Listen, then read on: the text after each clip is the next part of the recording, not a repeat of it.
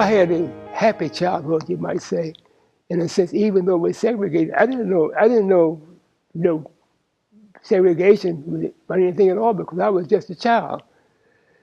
So what they did, he and my mother moved back to Washington and took my two brothers with him and left me in North Carolina to live with my grandparents.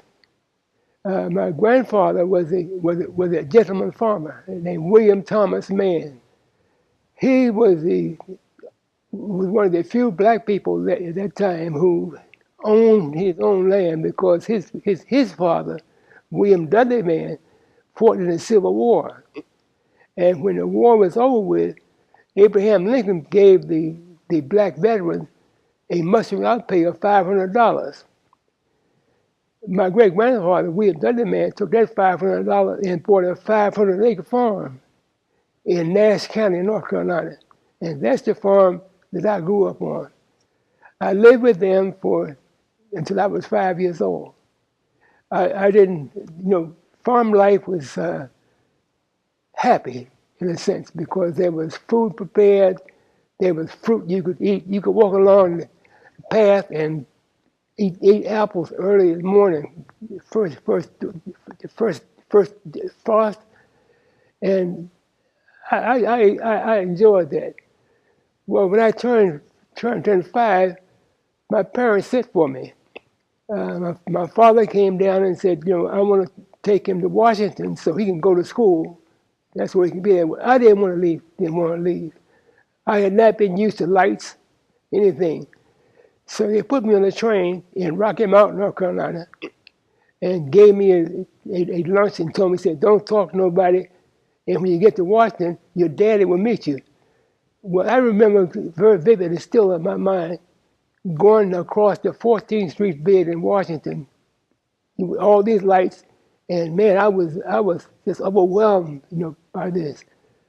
So I arrived in Washington when I was 5 years old, and I had been used to walking around, barefooted all the time. I didn't wear shoes or anything, and most of the women were, to say the least, were not very pretty. They were just plain farm women.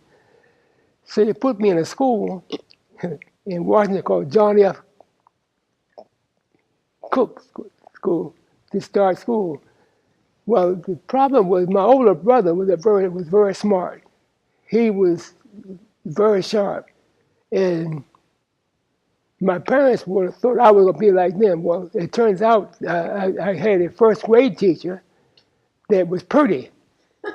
I mean, I watched that woman walk back and forth the whole semester.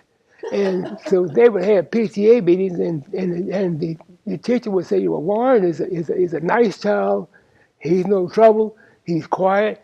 He said, but he can't learn anything. I failed the first grade.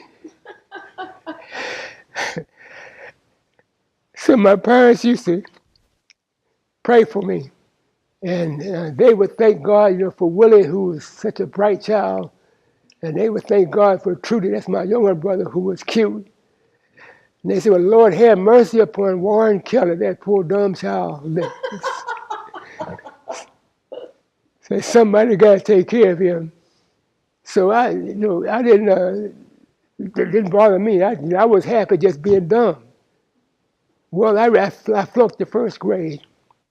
And the next year, they gave me a new teacher. This teacher was not pretty. And I started thinking to myself, if I better go and start learning something, because this lady is not playing, man. She was not, she was just as bad as, she was mean. And of course, I guess to make a long story short, by the time DC went through some assignments to determine, intellectual ability, and when I got to the sixth grade, they tested me for my IQ, and they found out that instead of being retarded, I had an IQ over 170. So they decided that I needed to be fast forwarded. So they skipped me from the 6th to the 8th grade. I never attended the 7th grade.